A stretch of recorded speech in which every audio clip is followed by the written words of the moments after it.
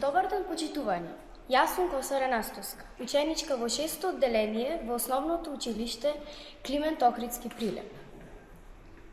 Дали интернетот е безбедно место за вашите деца, внуци, за вас самите?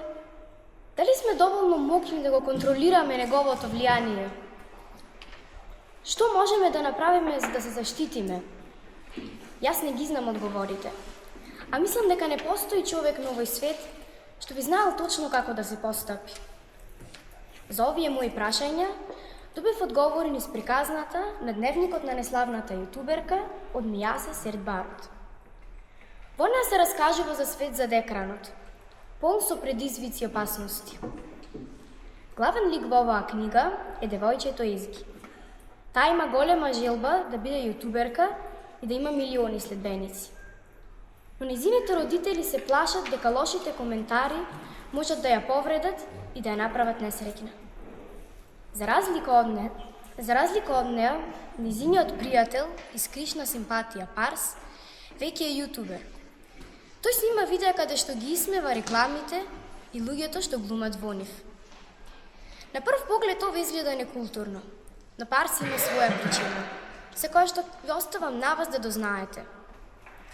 Во исто време, Езги се соочува со разведувањето на незините родители, што ја прави уште потажна.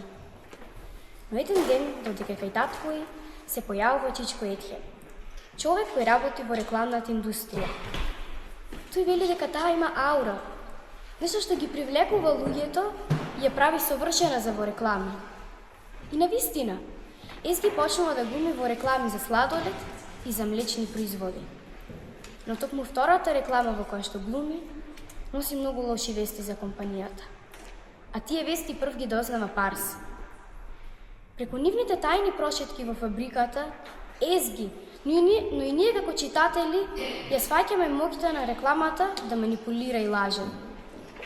Не верувајте во се што ќе видите.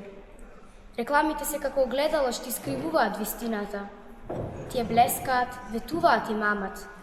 И често за нив се крие празнина. А вие ако сакате да знаете повеќе за оваа книга, прочитајте дневникот на неславната јутуберка од Мијаса Сердбарот. Благодарам за вниманието.